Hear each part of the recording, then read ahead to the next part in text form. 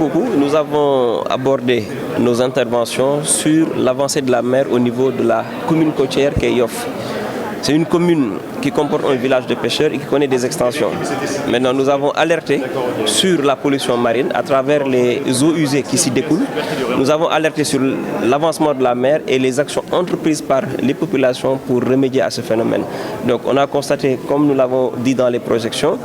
un enrochement fait par les populations elles-mêmes. Donc aujourd'hui, nous l'avons dit dans notre discours,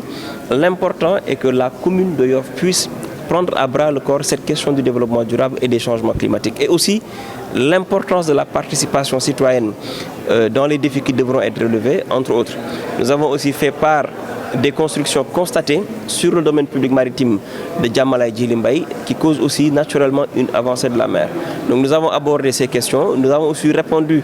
aux questions des intervenants par rapport au plan de développement communal qui prendra en compte l'aspect développement durable, qui prendra en compte naturellement l'aspect écologie et aussi la participation, comme je l'ai dit tantôt, citoyenne pour vraiment la réussite des missions qui nous sont assignées par les populations. Alors, quelles sont les mesures qui sont prises par rapport à cette situation? Par rapport à cette situation, nous avons mis en place un comité hygiène-assainissement public. Mais ce comité aussi aura à charge de préserver le littoral et de voir les voies et moyens avec les services compétents de l'État, qu'est-ce qu'il faudrait faire et aussi avec les partenaires au développement, qu'est-ce qu'il faudrait faire pour vraiment stopper cette hémorragie. Donc comme je l'ai dit tantôt, les populations aussi seront de la partie et nous tendons la main encore à l'État qui est notre premier partenaire, à toutes les structures qui sont intéressées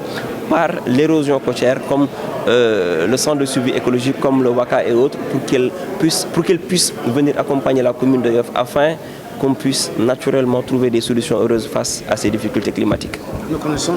d'information et d'implication de ces populations-là. Et naturellement, vous avez constaté les dégâts des inondations parce qu'il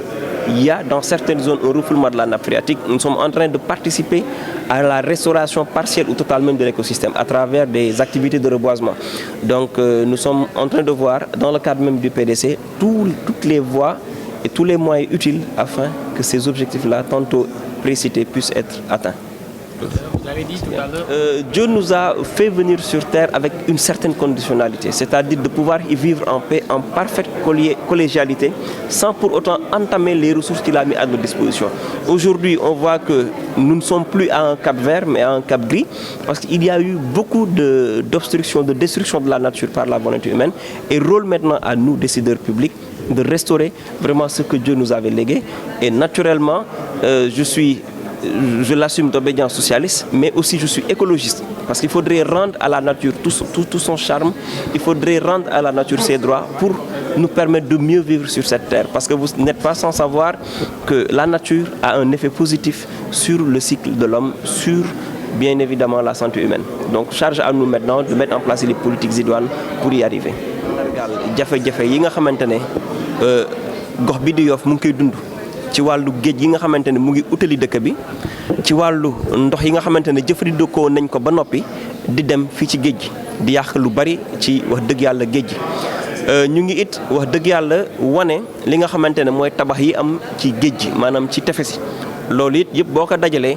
day gën a yokk géej gi li nga xamante ne mu ngi utali dëkk yi léegi nag proposé nañu ay solution maanaam waxtaan nañu wax nañu ñun jafe-jafe yi ñu am ñu ngi saytu it ci li nga xamante ne mooy plan de développement communal bi ñuy def yan pexe la commune Yoff war a mën a taxawal ànd ceeg nguur ak Sénégal ak yi nga xamante ne ñooy kuréel yi jàppale état bi ci mu am ndam ci liggéeyam ñu ngi xool yan yoon la ñuy jaar ba mën a saafara li nga xamante ne mooy jàngoro bi ñuy dund te dara indi koy dundul jëfu doomu aadama ci kaw suuf. population bi waxtaan ak ñoom fan ngeen di jaar. waaw ñu ngi waxtaan ak ñoom di leen seeti ndax mool yi njëkk géej mooy seen bureau maanaam mooy seen usine géej boobu bu dee dem nañu tey ba mënatul jariñ askan wi dina dem ba jur li nga xamante ne mooy ak ñàkk ak ndóol te loolu bokkul ci objectif bu plan Sénégal émergent bokkul ci objectif bu commune Yoff ndax suñu mbëbët yëpp mooy fexe ba askan wi mënal boppam am xëy di demal boppam di ñëwal boppam moo tax it dañ leen di xamal lii di jafe-jafe yi nga xamante ne mën na dikke ci loolu te wax dëgg yàlla ñu ngi si jàppale ndax boo saytoo ñu ngi jëmbataat ay garab ci dëkk bi pour delloo li nga xamante ne mooy gàncax gi waree fam te askan wi ñoo ñu si jàppale wax dëgg yàlla ci taxawaay bi ñu ngi setalit lii di tefes gi ñoom it ñoo àndaat ak ñun ak mool yi di ñu jàppale ci liggéey boobu ndax mu mën a am ndam. sa commune dafa bokk ci commune yoo xam ne jege na Dakar lool. ñu ko di ñëw ñu bëri ay saxat yooyu yëpp ñu tuddee corruption. waaw jamono yi ñu weesu nag bi ñu falee xam nga charte bi nga xamante ne mooy jàppale bànqaas yu ndaw ndawaan yi yëngu ci wàllu koom charte bi leen tënk may na gox-goxaan bii di collectivité territoriale mu ut ay jumtukaay yu mu jàppale bànqaas yooyu ndax mën a jur koom ndax mën a jur liggéey ci dëkk bi loolu yëpp dafay aaju ci li ñuy wax territorialisation des politiques publiques maanaam xam li état di def ci kaw ci politique ñu koy utal misaal ak taxawaay ci biir gox-goxaan yi ci wàllu boobu nag ñun jàppale nañu ay promoteurs privés maanaam ñu am seen xalaatu bopp ci ñu taxawal lii di système de transport écologique maanaam la dañuy yombal dem bi ak dëkk bi ak ay jumtuwaay yoo xam ne wax dëgg yàlla ci gaz lay dawe loolu nag gasoil lañ daan gis muy sonal doomu aadama yi mais ci Yoff fex fan yu néew loolu incha allahu rabbi si taxawaayu CETUD ak promoteur privé yooyu commune bi ànd ci ak ñoom dinañu am beneen taxawaay ci transport te dina am jeexital bu jub ci jaww ji incha allah.